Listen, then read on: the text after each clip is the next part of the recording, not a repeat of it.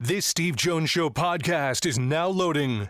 The Steve Jones Show podcast is presented by Sunbury Motor Company, Purdy Insurance, and Brewers Outlet.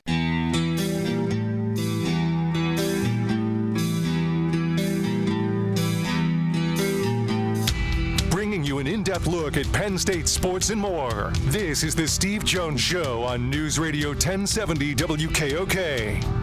The Steve Jones Show is presented by Sunbury Motor Company, Purdy Insurance, and Brewers Outlet. Now from the Sunbury Motors Studio, here's Steve Jones.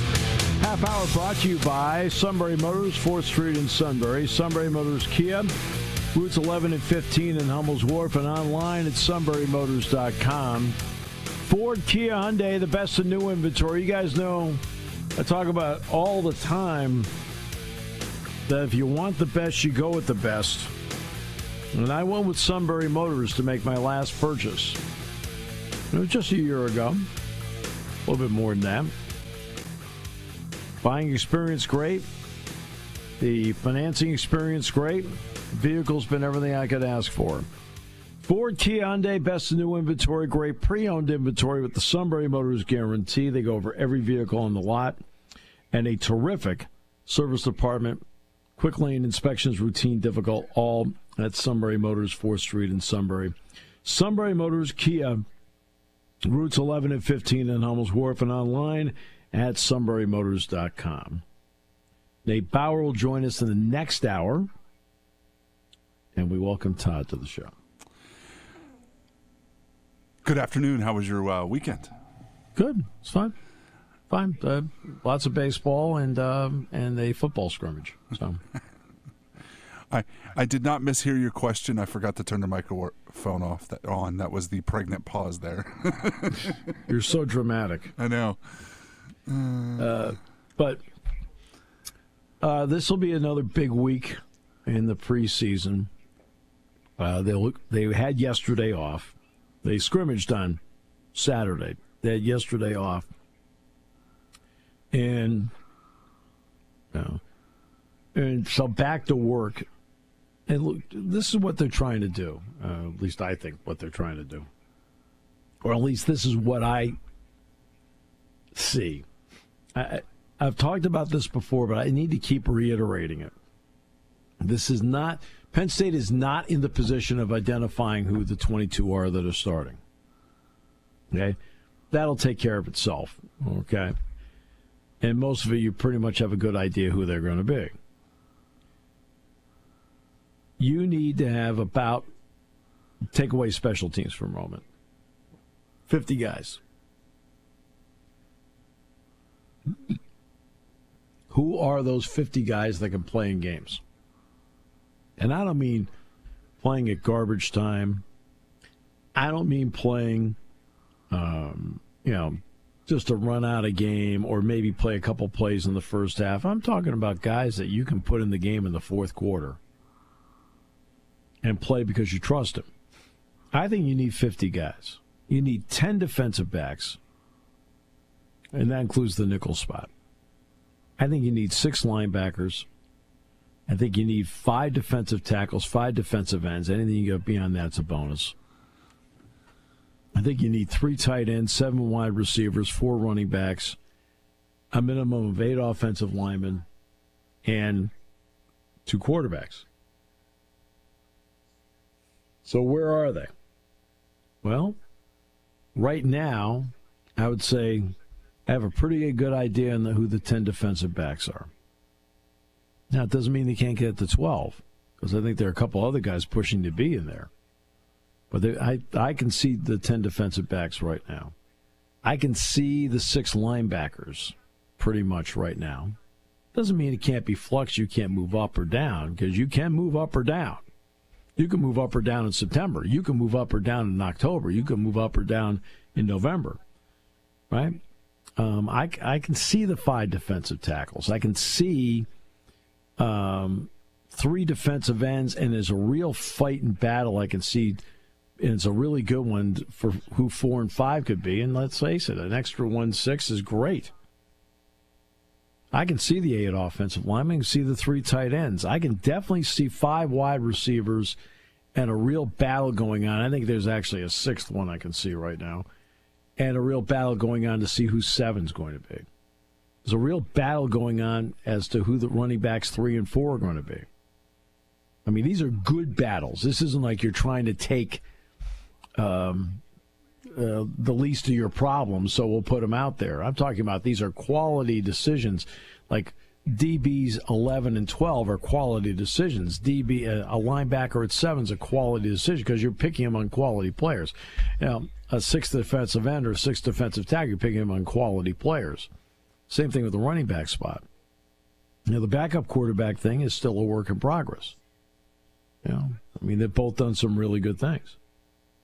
But that's where, that to me is what I'm looking at in building a team. Well, I mean, I'll get on shows as a guest, and of course, the first thing they ask is about Aller, and the next thing they ask is about winning big games, and the next thing they ask about, you know. And, like, you know, I mean, I answer all those questions because they're being asked, and that's okay. I have no problem with the question being asked, but that's not how I view the team. That's not how I view it. I don't view it that way. I think almost everybody in college football has a good starting 22. Almost everybody has a good starting 22. The problem that they have is 23 through 32 starts to get a little shaky the further away you get from 22. So, as you're kind of talking about those deeper position battles, is this team as, I don't know what word I'm looking for, I guess determined, you know, like people know their spots already at this early in camp? Is this, I mean, it's really strange that there is not a battle for anything right now other than those deep positions. Because, you know, you say five defensive tackles, I guess, you know, right now you know at least 4 of them. Well, I mean, let's take that, 5 defensive tackles. Well, somewhere in those 5, you've got 2 starters. Yeah, I what I'm saying, I didn't want to say starters, but I just mean, you know, they pretty much have you're talking about the final 10 spots of who's going to play overall, like the last 40 through 50, correct? Is where the battles are right now. Yeah, but that doesn't mean there aren't people battling to be the starter. But you know, I mean, I don't even mean starter, like battling for the starter, but you just know that it's a little surprising to know that top 40 already. It's to not surprising, but you know, just to be so deep that you know most of those players are. I feel like it's not something that happens often. How's that? Well, first of all, they're a deep football team. Yeah. I mean, I'm just telling you what I observe and what I think. Right? That doesn't mean James thinks the same thing I do. It does not mean James thinks the same thing I do. But you can start to really get a feel as to who the top 40 players are. Right? I mean, I'll give you a prime example. A.J. Harris and Elliott Washington, corners. Is there a really good chance that they're probably the starters? Yeah. But boy, Davian Collins is really, really, really good. So I'm not going to sit here and tell you Davian Collins isn't going to be playing significant reps in the fourth quarter. He will be. Doesn't take a genius to stand there and look at it out in the practice field. You know what I mean? I'm not getting what I'm not getting across what I'm trying to ask. I think that's part of the issue. I feel like these, not that they're like not even what James is thinking. I just think that it's a little surprising to me that, you know, we're that far deep into the depth chart, and you kind of already know who's probably going to play for the most part. Of course, there's guys that, you know, you haven't mentioned yet that might have to step up, but I just feel the depth and the, you know, that this is probably it's weird to me to be this early in the season and know this many people are going to the play by the fact that they're, you know, that they've not proved it already, but, you know, at times, and I just feel that there's more camps, there's more uncertainty at spots, and I feel like in this camp that, that they're mostly certain, except for like those the back half of the roster of those last 10 to 12 kids that are going to play. Well, again, as the season goes, remember the kid Jordan Vanderbeek that was here, who's the defensive lineman? Yeah, he's at Tech now, right? Georgia Tech. Right. Yep. So he was here, and he looked like a good prospect, and he was put in the scout team. Well, he'd done so well on the developmental squad that by the time they get to October, James elevated him. You have to compete every day for your job. You can't have a fall off. Now, have I seen one or two guys along the way I thought could do really well and fall off? Yeah, I have. Like, okay, kind of struggling. Yeah, I don't care whether it's this camp or a camp 2 years ago or something like that. We're like, okay,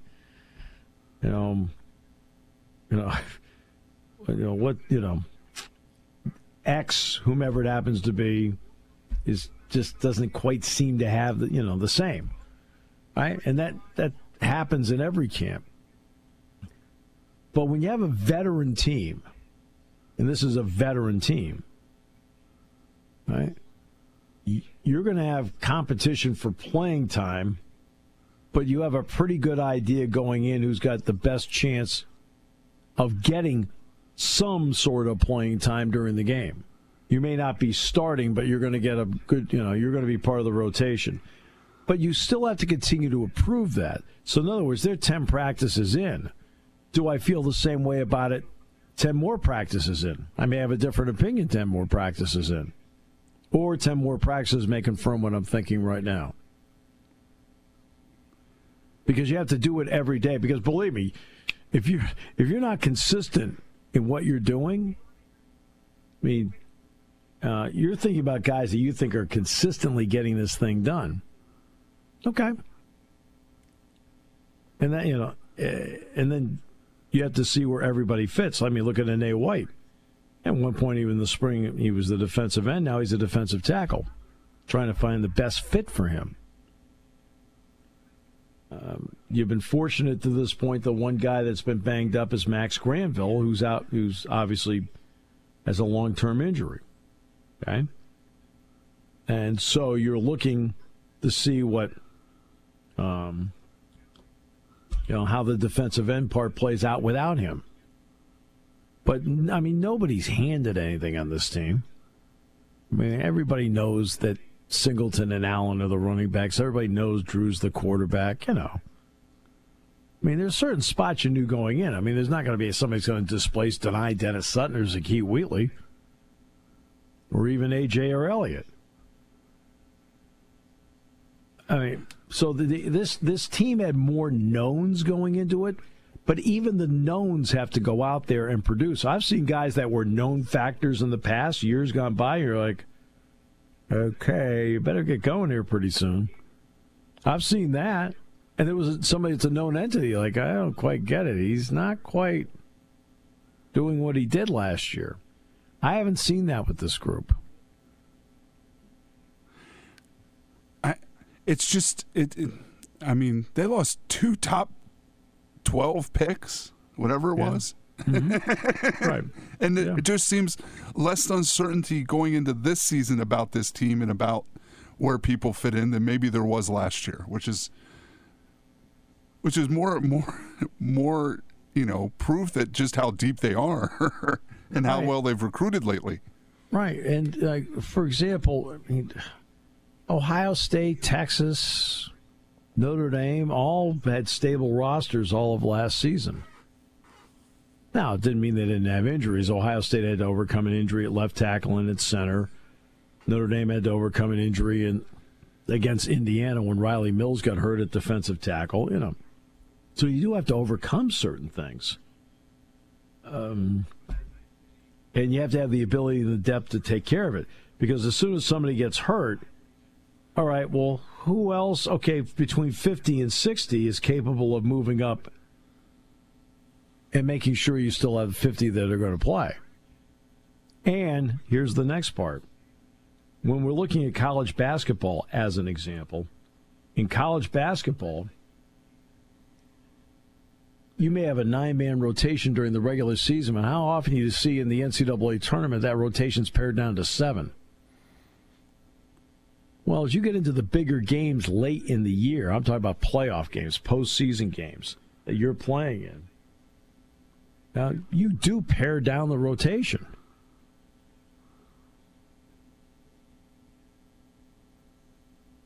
Everybody does.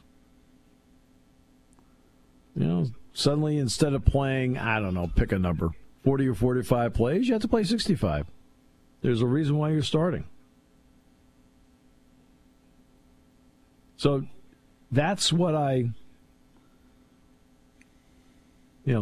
see. Right? But to get through the whole season, you're going to need those 50 guys. And you may need more. Now, you go on the road, you take 74. Well, that's because you need players on special. Now, there's obviously specialists. There's Gabe, there's Riley, there's Ryan, and there's Tyler Dzanski. So that's at 54. See, there's 20 other guys. And a good chunk of those 20 other guys are going to be on special teams, which means they're also part of your depth. But you would expect one of the top teams in the country. I mean, do you think Georgia's unsettled? I mean, the competition is great. I mean, you're getting great competition in practice, which is creating, one day you may be looked at as, all right, he's 1C. All right, well, wait a minute. Okay, well, he had a great day. He's actually 1B. I mean, you don't know. It can change day by day. But you kind of feel like you know what the core group looks like at this point. Camp ends, let's see, classes end on Wednesday. Finals end on Tuesday. Camp breaks in a week. Okay? I think camp breaks in 8 days. I think it's 8 days from now. I think it's Tuesday next week. Well, at that point, you know what you want to do. At least you're hoping you know what you want to do. I mean, because look, you're all hoping you know what you're hoping. You know what I mean? Then you got to go out and actually physically do it in games. You have to physically do it in games. I mean, you have to go out and do that. 2 weeks from Saturday. Yeah. I mean, it doesn't, but again, it doesn't mean there's not competition every day. It doesn't mean somebody falls out of the 50 and somebody rises up and takes it. And that's, but whatever happens has to happen really for whomever in the next week. Because believe me, the coaches are not going out there every single day saying, all right, I already know we're good. And they're trying to see if there's somebody that emerges. But when you have an older veteran team, like people will look like, which freshman might play? Good question. If you have an older veteran team, not as many. Simple answer. Doesn't mean they're not talented. Doesn't mean they're not going to be really, really good. But at this minute, somebody's older and a little bit better. But you need all those players. As you know, like I said, I'll go on shows. I'll go, hey, let's talk about the quarterback. I'm like, okay, let's talk about the quarterback. Okay, let's talk about the running backs. Okay, let's talk about the running backs. But to me, it's the whole thing. Who are those 50, 52 players, whatever may be? And I feel they've made great progress in that area in 10 practices. How about that? But that's just me observing. That doesn't mean that's how James feels. He may not feel the same way about or the way Terry Smith may feel about somebody, or Deion Barnes, because you're pushing hard every day to get the most out of people. You're trying to stack days here. Okay. I mean, you talk to high school coaches all the time. They probably tell you the same thing. Oh, yeah. Not they don't have that much depth, though.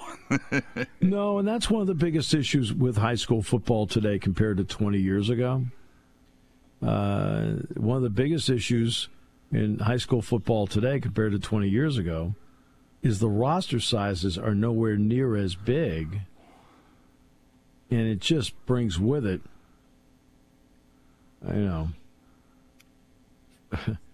tough decisions as to who's playing two ways, and in some ways fewer decisions. Yeah. I mean, there's most teams around here are playing in the mid to high 30s. Yeah, that's a hard way to go. Yeah. And that is a hard way to go. It doesn't and shockingly, sometimes it's not a factor until October after 4 or 5 games. Yeah. And as you go along, look, you don't know. You may lose somebody for a game on the college level. Penn State, you may lose somebody for a quarter. You may lose somebody for a game. You may lose somebody for 2 weeks. You may lose somebody for a month. And, of course, the worst-case scenario is you lose somebody for the year, like K.J. Winston last year, where you have to overcome it and have to change the way you play. And last year, Penn State had to change the way it played because K.J. Winston was out for the year after 5 quarters of work. In the postseason, Penn State had to change the way it played on offense because Bo Prevula transferred. I mean, college sports needs a semblance of common sense. Who in the hell allows people to leave and go someplace else when they're still playing games? What sport? I mean, really, what sport allows that? You're still playing. I thought it was rhetorical because there isn't another sport. There isn't. That's what the people running this, there's so many simple answers. Just do it. Party time, game time, or just fun time. Doesn't matter what time it is because it's Brewers Outlet time. The Beverage Supermarket has the area's largest beer selection. Imports, microbrews, ciders, and domestics. Pick from over 100 ice-cold 12-packs and dozens of 24-ounce singles. Soda, snacks, hot sauces, fresh roasted peanuts. Make it one-stop party shopping, and don't forget the pickle bar. So whatever you're celebrating or just doing it up, Brewers Outlet, Reagan Street, Sunbury wants to see you. And thank you for your years of patronage. Nothing, nada, zilch. That's what you'll pay this summer to drive a brand new Kia from Sunbury Motors Kia. Wanna see you in a Kia. Sunbury Motors Kia. That's right, get 0% APR financing for 48 months on 2025 Kia Sportages, Kia's most popular model. Plus, get 0.9% APR financing for 48 months on 2025 all-wheel drive Kia Sportage hybrids. They get up to 38 mpg. SMC also has 1.9% APR financing for 48 months on the all-wheel drive, brand new, refresh-styled 2026 Kia Sportage LX, starting at just over $32,000. Remember, every new Kia comes with a 10-year, 100,000-mile limited powertrain warranty. Nothing, nada, zilch. With as low as 0% APR financing at Sunbury Motors Kia on the Strip at Hummel's Wharf and at sunburymotorskia.com.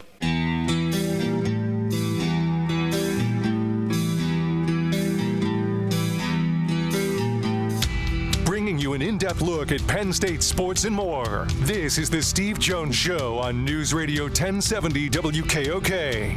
The Steve Jones Show is presented by Brewers Outlet, Sunbury Motor Company, and Purdy Insurance. Now, from the Sunbury Motor Studio, here's Steve Jones. Half hour brought to you by Purdy Insurance, Market Street in Sunbury. Go to purdyinsurance.com. Auto, home, light, business, boat, motorcycle, RV, Medicare products. Steve Engel was great dealing with me in that area. Really helped me out. They'll do everything they can to save you money and make sure you're fully insured. And not only that, customer service is number one to them every time. It is all at Purdy Insurance, Market Street in Sunbury. Go to purdyinsurance.com. I mean, I would hope that after 10 practices, you've got a good idea what direction you're going in, personnel-wise. Now, doesn't mean that you're not settled every day. Like I said, people can win jobs. But we're also now we're past the halfway point of the training camp portion of this. You've got, what, 7 more practices before you're actually done with training camp and you're transitioning to game week? I mean, that's about where you are right now. So it means jobs are open, but it also means that you're starting to now establish a pattern of who looks like they're on track to play.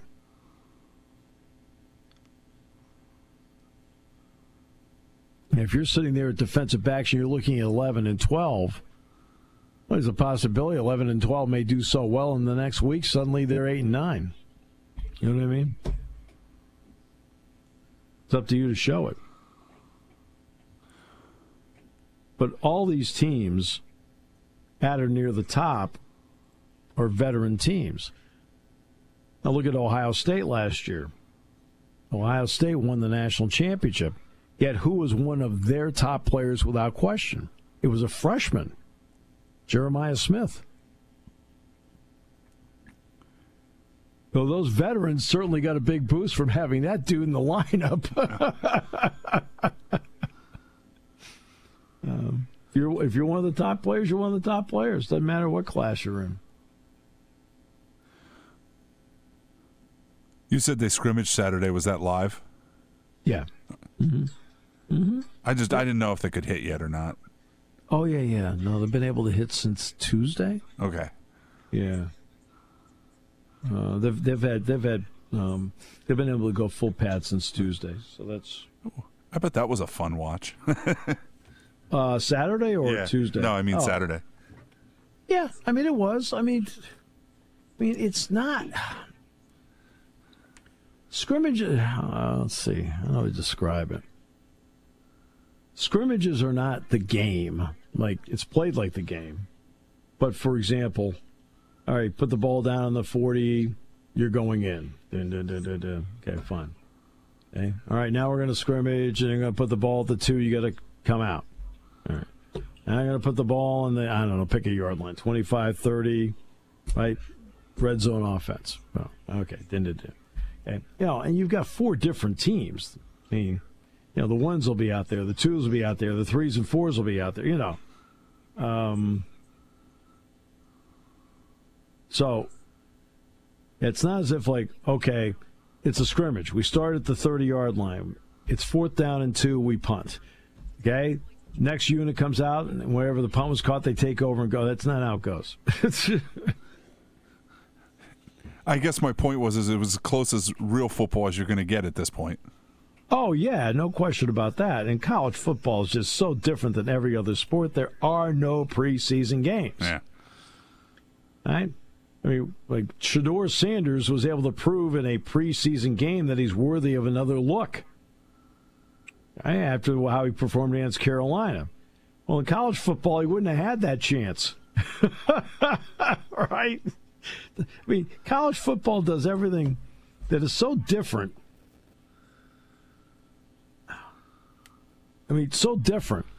They're the only sport that doesn't have preseason games.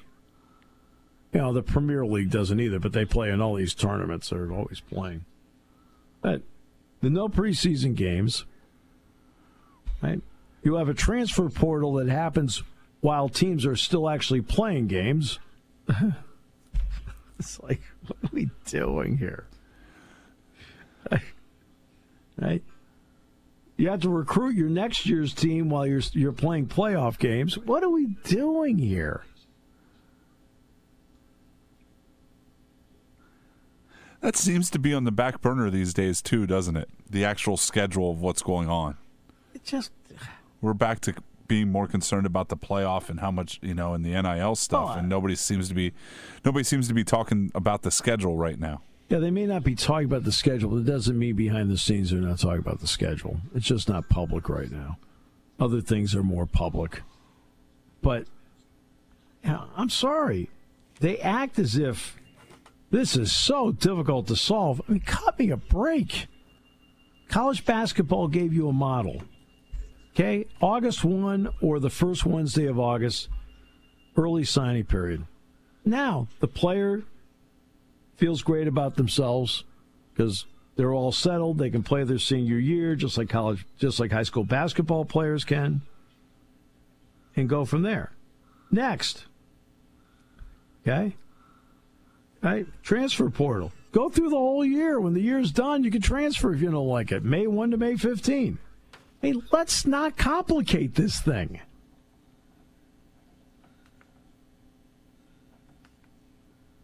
Especially now we're in a world of OTAs. You know what I mean, Todd? Right, okay, he wasn't there for spring practice, but guess what? We have OTAs. Okay, that makes a big difference. At least in my opinion, it does.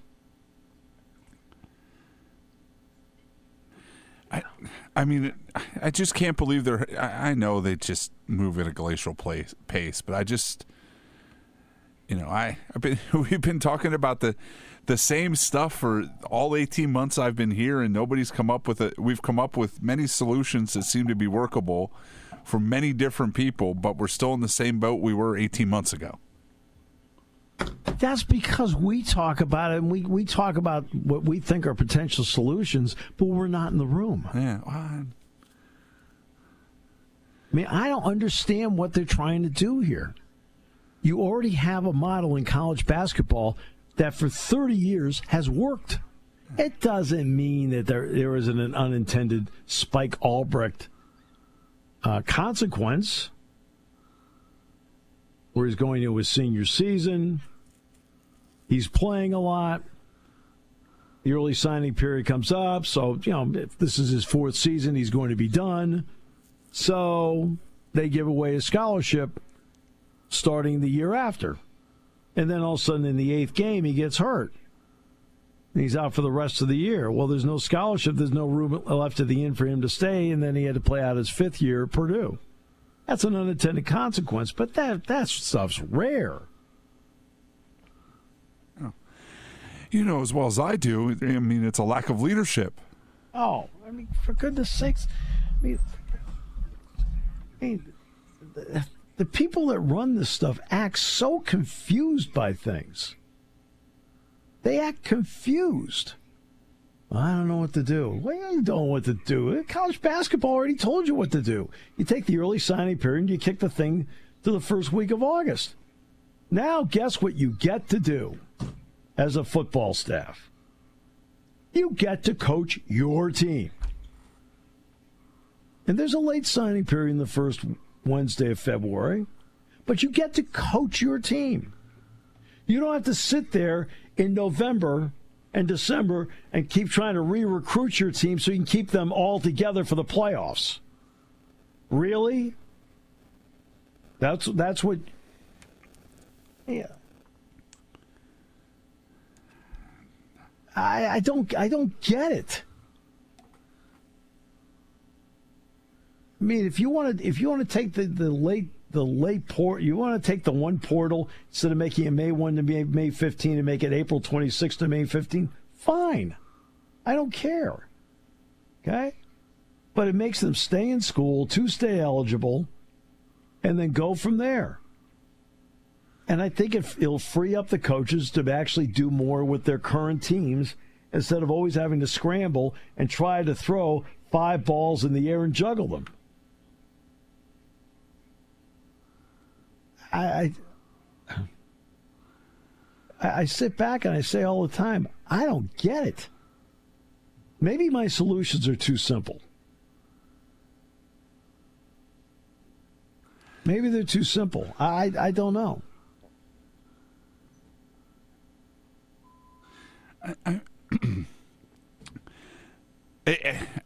It's, like I said, I think it's a lack of leadership, and it's really strange that you can't get all these people to agree on anything. Like you think it'd be, between the commissioners and the coaches, you think they they could come up with a workable schedule that works for everybody. But I You know what? You've got different opinions as to how to do it. At some point, you have to say, okay, I've listened to all of you. Go into the room. This is what we decided. Live with it. I mean, who implements it right now, though? well, those rules were implemented by the NCAA. I mean, is anybody listening to the NCAA at this point? But if they implement a rule, they have to. Yeah. I mean, if they implement a rule, they have to. The NCAA has no control over football TV contracts, no control over bowl TV contracts, no control over the college football playoff, but they do have control over rules. Yeah, but in college football, isn't it that guy that they nominated for Major League Baseball now? Sounds like he's going to have a lot to do with it. Now, whether he has power over transfer portals and I think recruiting timeframes and transfer portals are NCAA. I mean, I don't know if you saw it on Friday, but that was the whole basis of an Athletic article is, who runs college football, and they came up with 11 different people or entities. I know. That have some sort of stake in it. And I mean, from the TV networks and the judiciary to President Trump to the two commissioners in the Big Ten and the SEC. I know. I mean, there's a lot of... But at some point, you've got to be able to take control of this and say, I've heard from everybody. I know what Kirby Smart's opinion is. I know what James Franklin's opinion is. I know what Greg Sankey's opinion is. I know what Tony Petitti's opinion is. I know what the opinion of the players happen to be. This is what we're doing. And you can't put it together in such a way where you're trying to do little bits and pieces to appease everybody. That doesn't work at all. And that's what they've done. They've done bits and pieces to appease people, and it doesn't work. Do you get the notion that Charlie Baker has the stomach to do something like that at this point?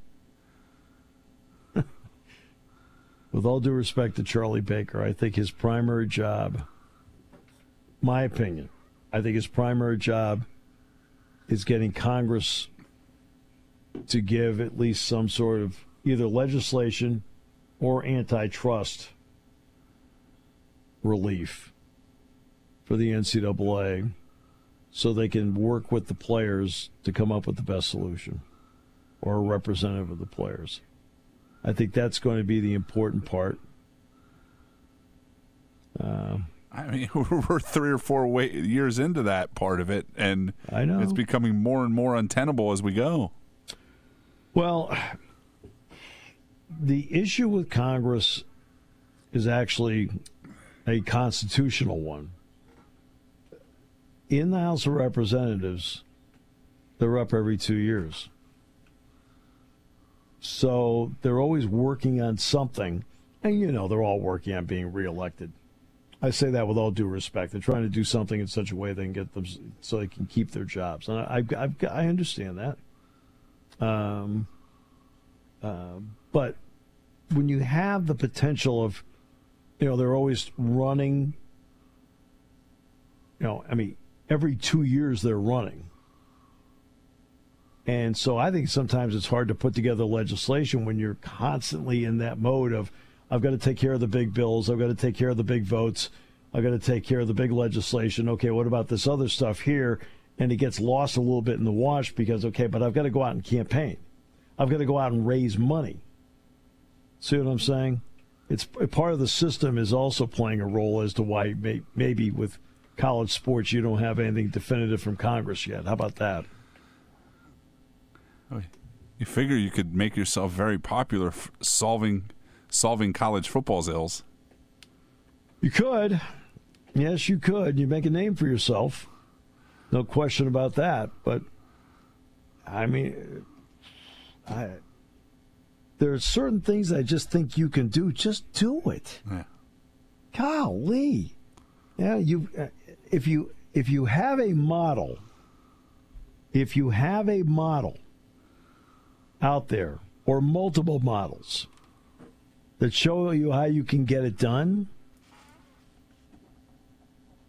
that's got to be a guide to help you get this done. Yet college football has not done a single thing that other models have been out there. They haven't done it. They haven't done it. The pros collectively bargained. Did they collectively bargain? No. College basketball is an early signing period. Do they do it? No. I mean, like, other people have models to look at and say, that's a success. Maybe we ought to try it. Nope, don't want to do that. Let's do a playoff. Everybody else does a playoff. No, we don't want to do that. We'd rather have bowl games. Okay. Then we have 2 teams. Okay. Then we got 4. Okay. Now we're at 12.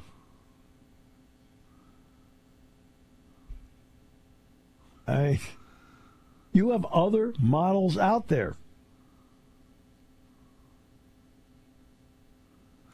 We're smarter than those other models. Yeah, I know. Yeah. No. We're college football. I mean, and in spite of themselves, they make tons of money. In spite of themselves. It's amazing. Second most popular sport in the country. Without question. The sport is beloved. Now, some people say, but the chaos is part of it. I don't know. I mean, last year, in a 12-team playoff, the viewership was higher than ever. I don't know. I mean, the sport's lucky they have the James Franklins of the world that care like they do. They're so lucky they have others out there that, Nick Saban and people like that who are part of it for such a long time. Yeah. It has been a tremendous success in spite of the people who run it. You got a guy like Pat Kraft out there who's passionate about the whole thing. Listen to the Pat Crafts. No. We'll take care of this. Yeah, I don't think so. It's like, I give college football credit. It succeeds in spite of the people at the top that attempt to run it. Where's the Indianapolis? Indianapolis is where it is now? I believe so. Yeah, India. Yeah, I remember during the pandemic, Penn State was playing Indiana, so we stayed in Indianapolis. My room overlooked the building. That's it. Yeah, I got it. That's the place where not much is happening. I was going to say, worst view you've had in the road? Well, it was empty. There was nobody in it. Right? There was nobody in it. Because with the pandemic, the building was dark. They were working from home. There's a joke in there somewhere.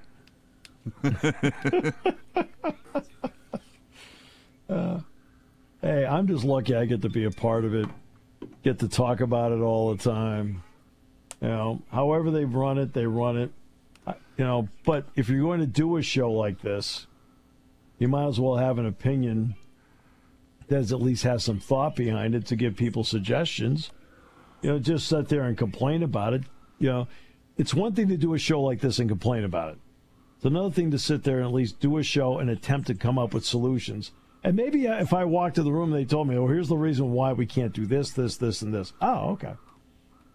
Well, at least you had reasons.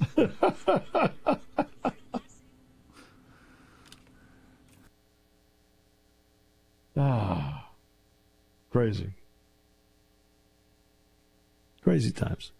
Back with more in a moment, brought to you by Purdy Insurance here on News Radio 1070 WKOK. Hi, this is Season. For over 100 years, the Purdy Insurance Agency has been protecting families and businesses of the greater Susquehanna Valley and beyond. With the experience of our trained and knowledgeable staff, you can rest assured that your needs will be evaluated and met by some of the industry's best representatives. No matter what your insurance needs are, call Purdy Insurance today at 570-286-5855. Visit our website at purdyinsurance.com or check us out on Facebook to see what we can do for you.